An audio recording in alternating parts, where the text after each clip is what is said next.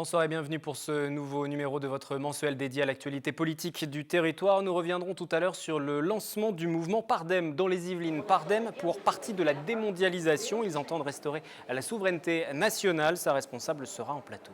Dans un instant, je recevrai également Sandrine Grandgambe, la première secrétaire fédérale du Parti socialiste, qui reviendra sur les rapports entretenus entre la majorité et l'opposition au sein de l'agglomération de Saint-Quentin en Yvelines. Il existe toujours plusieurs sujets de discorde et puis nous le demanderons également sur un plan national. Où va le PS alors que la mobilisation contre le gouvernement, contre la loi travail se poursuit? De nouvelles manifestations avaient lieu aujourd'hui 14 juin à Paris notamment.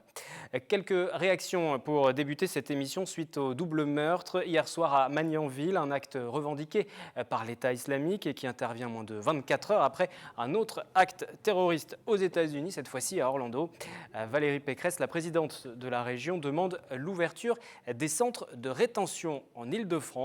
Elle demande au président de la République et au Premier ministre Manuel Valls de monter d'un cran la riposte contre le terrorisme. Même chose pour Gérard Larcher, le président du Sénat, sénateur de Rambouillet, qui a affirmé de son côté qu'il fallait avoir la volonté de combattre le terrorisme. Quant à Pierre Bédier, le président du département, je vous propose de l'écouter au micro ce matin de Mélanie Poquet. C'était au Mureau devant le commissariat où était affecté le père de famille assassiné. C'était indispensable d'être hier sur place, indispensable d'être là ce matin et indispensable d'être là dans les heures et les jours qui viennent, parce que ça fait froid dans le dos. C'est pas encore le moment des polémiques, mais il va quand même falloir finir par se poser les bonnes questions. Quand on est en situation de guerre, on ne cherche pas à être juste et bon, on cherche à être efficace. Et je m'interroge sur l'efficacité des dispositifs actuels. Et je crois que je ne suis pas le seul. Je pense qu'il y a 66 millions de Français qui pensent comme moi. Voilà pour les propos des principaux responsables de droite sur notre secteur. Sandrine Grandgambe, bonsoir. Vous êtes la responsable du PS dans le département des Yvelines, conseillère régionale, conseillère municipale également à Trappes et conseillère communautaire à Saint-Quentin en Yvelines. Votre réaction, est-ce que vous aussi vous pointez du doigt les dysfonctionnements éventuels de l'État ? Avant tout, il faut déjà être dans la compassion, il faut déjà apporter toutes nos condoléances aux familles des victimes. C'est la moindre des choses, parce qu'on est tous dans un moment à la fois de tristesse, en même temps d'effroi par rapport au mode opératoire, et il faut savoir raison garder et réfléchir collectivement sans être dans la surenchère. À un moment donné, il y a une situation nationale, internationale, qui est nouvelle en fait, et qui nous impose aussi de réfléchir sur effectivement comment on réagit le plus intelligemment possible.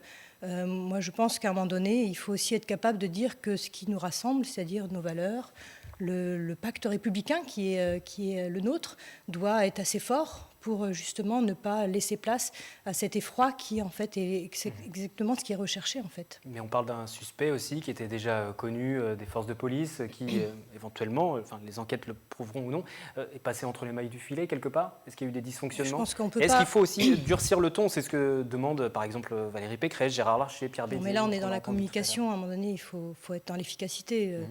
Effectivement, quand Pierre Bédier dit 66 millions de Français sont d'accord avec moi, personne ne cautionne ce terrorisme. Il faut être dans une logique implacable contre cette idéologie qui est absolument mortifère.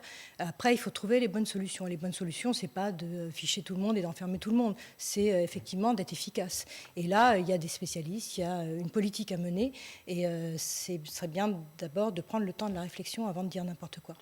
Autre sujet, avec vous, nous parlerons tout à l'heure de la situation politique à Saint-Quentin en Yvelines. Vous siégez à l'agglomération. Déjà sur un plan national, comment vous vivez cette dernière année du quinquennat de François Hollande en tant que socialiste, puisque l'actualité aujourd'hui, ce sont ces manifestations qui se sont poursuivies à Paris notamment, contre la loi travail.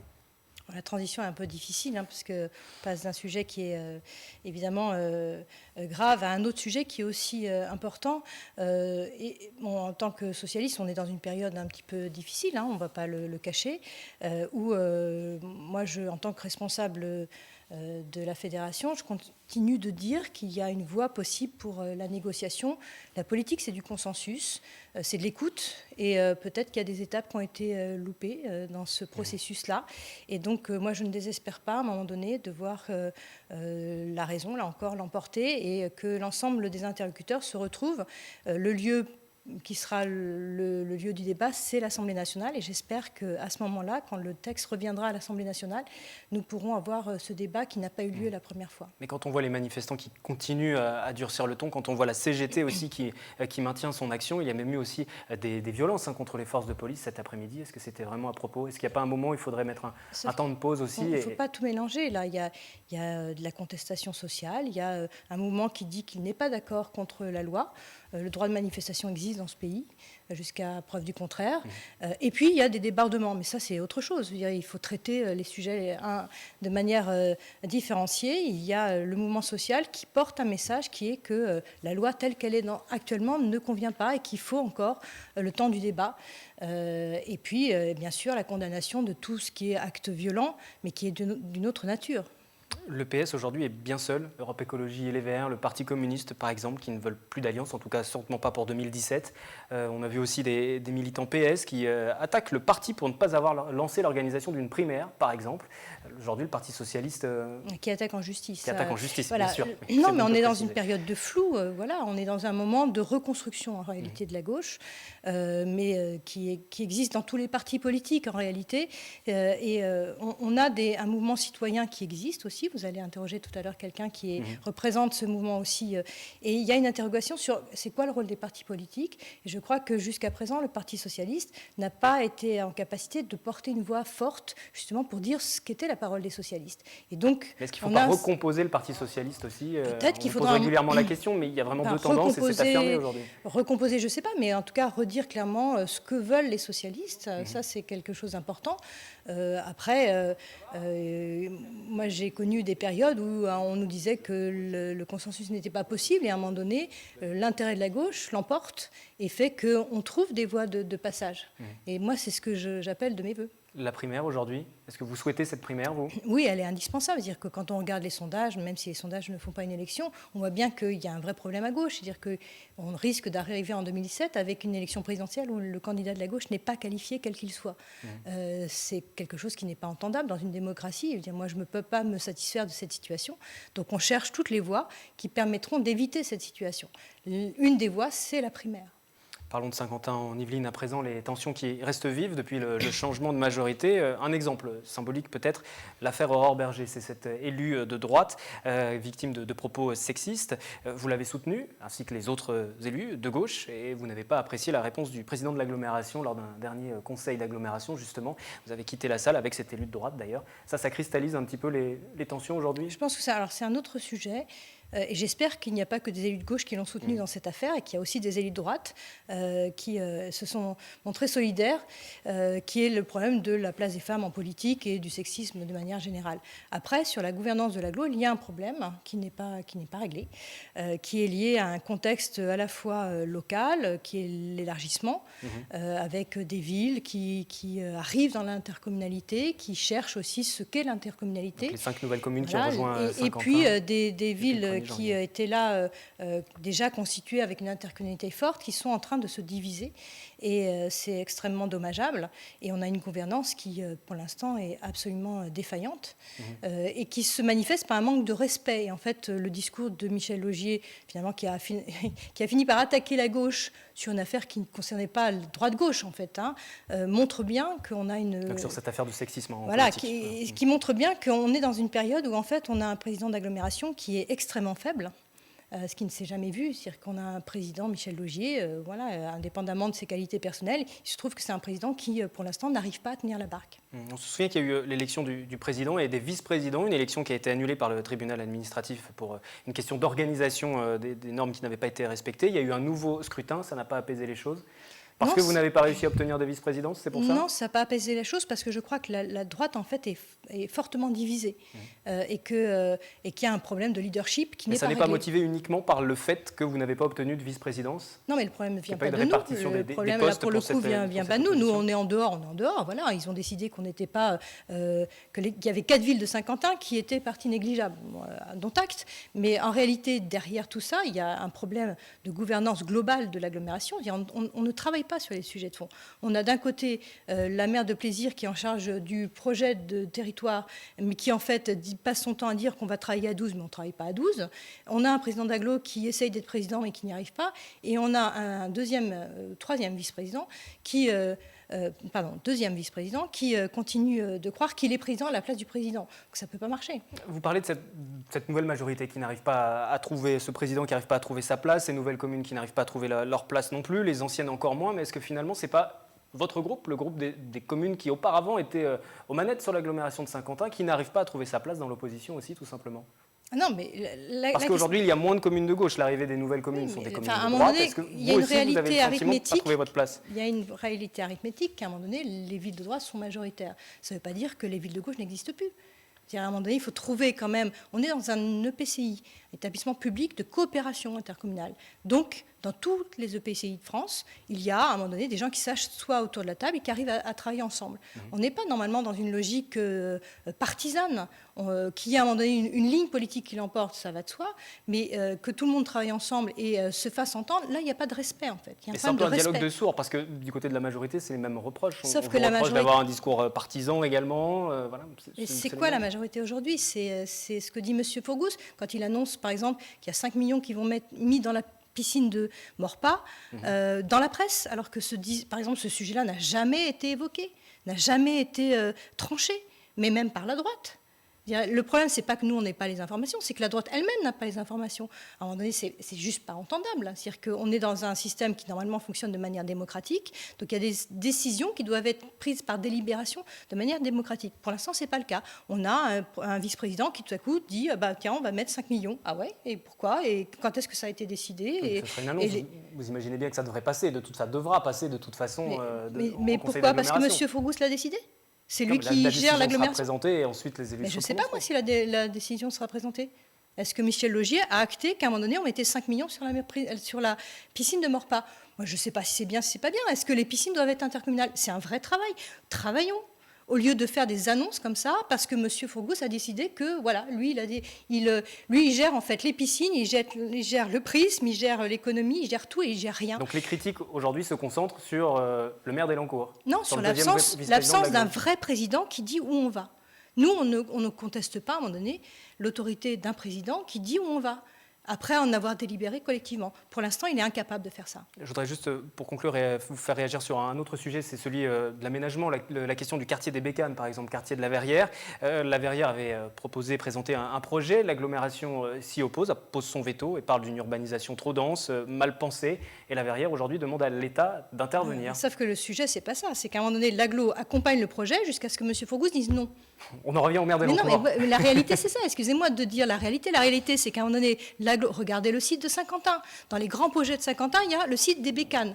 Et à un moment donné, donc ça veut dire que l'agglomération le porte. Enfin, si c'est sur le site, c'est que l'agglomération le porte. Après, le projet peut être discuté aussi sur le fond du projet. Sauf qu'à un moment donné... Parce que là, ce n'est pas une opposition à cette urbanisation, c'est un autre projet. Sauf qu'à un moment donné, le maire d'Elancourt dit « Ah non, mais il y a trop de monde, moi je ne suis pas d'accord. » Et de quel droit? Il est qui pour dire ça? Donc, à un moment donné, la ville de la Verrière, et ça correspond à une défiance généralisée, ce qui veut dire qu'en fait, notre agglomération est fragilisée.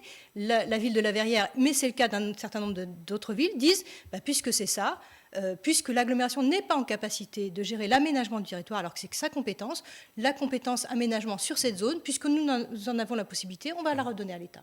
Une dernière question, quelle sortie de crise, puisqu'on peut parler de crise, à vous entendre, quelle sortie de crise vous imaginez aujourd'hui? Comment ramener les choses à la raison? Mais nous, on n'a pas la main pour ça. Nous, on peut faire que de l'alerte pour dire attention, il y a quand même un beau territoire, il y a un territoire qui est puissant, qui peut faire plein de choses. Cette puissance, elle ne se résume pas à simplement la Ryder Cup ou quelques opérations de com. Il y a un vrai projet de territoire à alimenter, à construire. Je pense qu'il y a un certain nombre d'élus de droite qui sont prêts à ça. Moi, j'appelle ces élus à sortir de cette posture qui leur est imposée et à vraiment nous dire, voilà, maintenant, on travaille ensemble. Merci Sandrine Grandgambe. Je précise bien évidemment que Michel Laugier viendra aussi dans les prochains jours s'exprimer sur ce plateau pour réagir à son tour. Avant, pourquoi pas, de vous recevoir ensemble sur le plateau pour un débat. Les invitations seront lancées pour la rentrée sur cette antenne pour évoquer les projets de territoire avec les élus de Saint-Quentin. Merci Sandrine Grandgambe d'être venue sur ce plateau. Nous poursuivons cette émission à présent avec un point sur la primaire à droite et du centre en vue de la présidentielle, primaire qui se tiendra en novembre prochain. Ils sont 12 à espérer pouvoir s'y présenter. Parmi eux, 3 Yvelinois. Henri Guénaud vient de se déclarer, estimant que personne n'était présent pour défendre les idées gaullistes jusqu'à présent. L'ancienne plume de Nicolas Sarkozy, député des Yvelines, veut, je cite, combattre la surenchère libérale qui sévit dans sa famille politique. Pour pouvoir participer à cette primaire, il devra réunir, comme les autres candidats, le parrainage de 250 élus, dont au moins 20 parlementaires d'ici la fin du mois d'août. Et pour recueillir les soutiens nécessaires, il pourrait trouver un accord avec un autre député, candidat, Jacques Millard, lui aussi élu dans les Yvelines, lui aussi souverainiste. En attendant, ce dernier poursuit sa propre campagne. Écoutez-le. Malheureusement, aujourd'hui, la France a disparu de la scène internationale. En Europe, elle ne compte plus face à l'Allemagne. Elle a fait des fautes vis-à-vis de la Russie. Et au Proche et au Moyen-Orient, elle a complètement disparu aussi.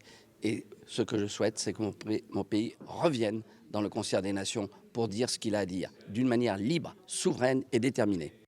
Et puisque nous parlons des candidats à la primaire issue des Yvelines, rappelons aussi la présence de Jean-Frédéric Poisson, député. Il est d'ailleurs le seul à pouvoir officiellement se présenter à l'heure actuelle. En tant que président du Parti chrétien-démocrate, il n'a besoin d'aucun parrainage. Jean-Frédéric Poisson qui sera l'invité du prochain Café politique sur TV Fil ce week-end. Première diffusion samedi à 19h30. Les ténors de cette campagne politique poursuivent aussi leur meeting dans notre département, dans les Yvelines. C'est François Fillon qui est attendu le 22 juin prochain à Aubergenville, autour de ses soutiens, notamment Sophie Primas, numéro 2 des Républicains dans les Yvelines. Nous y reviendrons, bien sûr, sur cette antenne au cours d'une prochaine édition du 7-8 politique et du journal.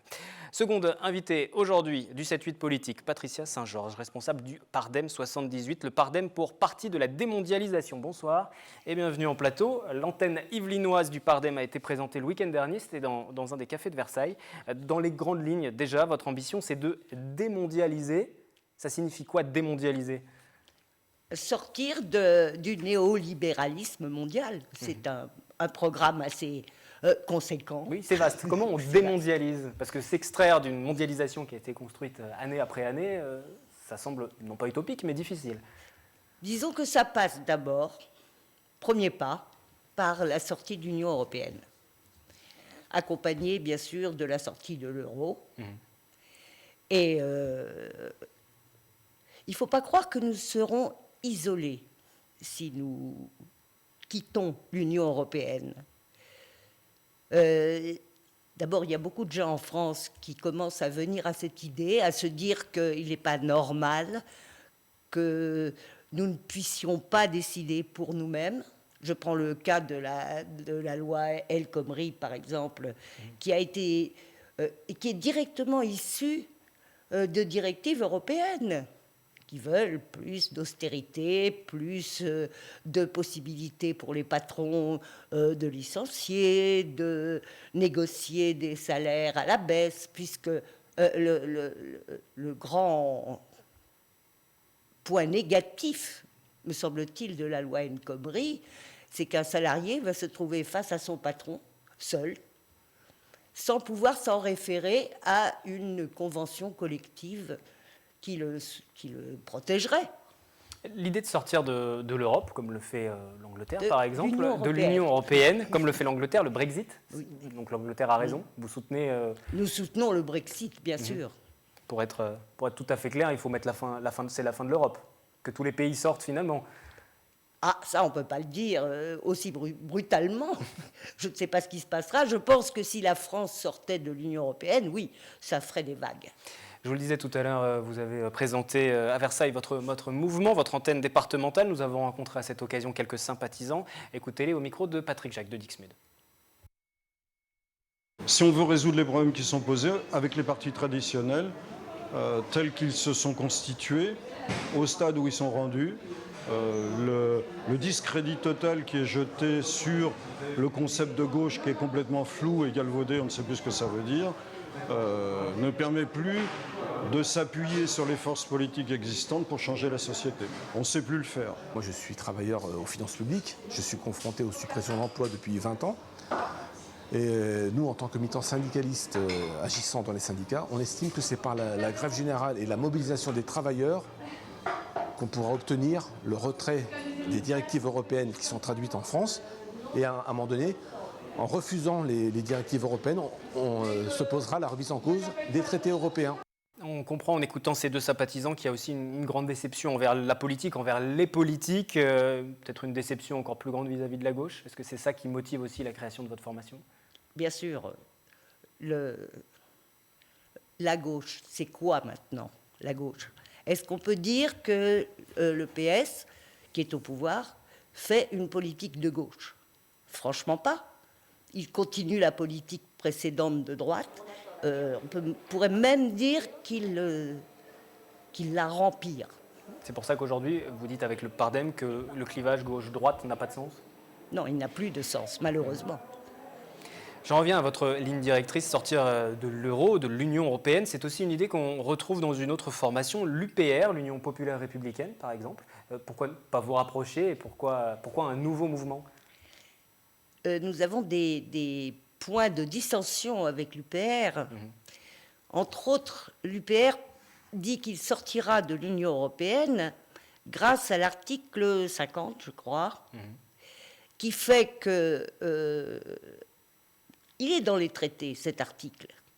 Mais il faut négocier avec l'Union européenne et ça peut prendre 2 ans. Pour vous, il n'y a pas de négociation possible ? Non, il n'y a pas de négociation possible. Et il y a des traités, des textes à respecter néanmoins. On ne peut pas décider de manière aussi simple de quitter l'Union européenne. Tout à fait. Si notre candidat était élu à la présidentielle, le soir de son élection, il dirait la France sort de l'Union européenne. Il y a des traités, il y a des clauses dans le traité de Vienne, je crois, je ne pourrais pas vous le citer de tête, qui permettent tout à fait ça. Non-respect, non, je vous dirais ça très mal, donc c'est pas la peine. En tout cas, mettons, on sort de l'Union européenne, le soir de l'élection présidentielle, c'est Oui. votre candidat qui l'emporte, puisqu'il y aura, si vous réussissez à réunir les parrainages, un candidat pour le PARDEM, il y aura forcément des conséquences, un retentissement auprès des autres nations, et ça veut dire qu'il faut accompagner aussi tout ça de mesures protectionnistes pour le pays ? Un protectionnisme raisonné. Disons que le soir de l'élection, nous inspirons du programme du Conseil national de la résistance. C'est-à-dire qu'il faut, le soir même, occuper les banques, que les salariés des banques occupent leurs banques, qu'on ferme provisoirement les frontières, évidemment, pour que les capitaux ne s'en aillent pas immédiatement, et qu'on trouve très très vite une manière de créer des emplois. Alors évidemment, il va falloir, si on revient au franc, on dévaluera. Mais ce qui va beaucoup nous aider, c'est que nous allons faire défaut sur la dette. Et ça, c'est un geste politique fort. Mais ça rapporte beaucoup d'argent à l'État. C'est-à-dire que si on ne paye plus une grande partie des 50 millions d'intérêts de la dette nationale, ça fait des sous pour faire autre chose, pour faire du social. Ces mesures protectionnistes qu'on évoque, c'est aussi des mesures qu'on retrouve au Front National, au Front de gauche aussi. Oui. Comment vous vous situez par rapport à ces deux formations ? Alors, le Front National, non, franchement pas. Nous n'avons absolument rien à voir avec le Front National. Je pense que le Front National représente, disons, le capitalisme français. Et nous sommes anticapitalistes, nous sommes pour lutter pour les classes défavorisées, contre les classes dominantes. Ce n'est pas du tout clair dans le langage du FN. Et d'autre part, disons qu'il flatte dans la population un certain racisme vis-à-vis des immigrés ou des fils d'immigrés. Et ça nous paraît, ça, intolérable. Donc ça, c'est votre positionnement par rapport au Front National, Oui. par rapport au Front de gauche, pour continuer à situer un peu le Par PARDEM ? rapport au Front de gauche, si le Front de gauche avait un programme solide, il n'y aurait pas de problème. Mais quand on écoute M. Mélenchon, on ne voit pas très bien ce qu'il y a derrière son slogan de la France révoltée, la France insoumise. Vous avez évoqué l'élection présidentielle avec un candidat, qu'en tout cas ce que vous appelez de vos voeux pour 2017. Est-ce qu'il y aura des candidats aux législatives également, et notamment sur le département des Yvelines? Il y aura de toute façon des candidats aux législatives, probablement un dans les Yvelines, un ou plusieurs. Nous ferons l'annonce officielle de nos candidats à notre université d'automne qui se passera début novembre. Aujourd'hui, que représente ce mouvement, le Pardem, pour les Yvelines, où vous lancez cette antenne, et puis peut-être aussi sur un plan national? Parce que vous vous lancez pour 2017, mais ce n'est pas déjà trop tard? Vous avez déjà suffisamment de soutien, de poids? Nous n'avons aucun poids, sauf un programme solide, très travaillé, très concret. Et c'est là où je vous remercie de nous recevoir et qu'il faut qu'on fasse connaître. Un programme que nous avons abordé dans les très grandes lignes et qui est à retrouver sur votre site internet, bien évidemment. Et puis nous aurons l'occasion de vous recevoir à nouveau, ainsi que l'éventuel candidat ou candidate qui sera présent sur le département des Yvelines pour 2017, parce que bien sûr, sur TV Fil, vous pourrez suivre la campagne des législatives au quotidien sur notre antenne à partir de la rentrée prochaine. Merci Patricia Saint-Georges d'être venue. C'est la fin de cette édition du 7-8 Politique, à revoir sur notre site internet. Les programmes se poursuivent sur TV Fil. Merci à vous une nouvelle fois.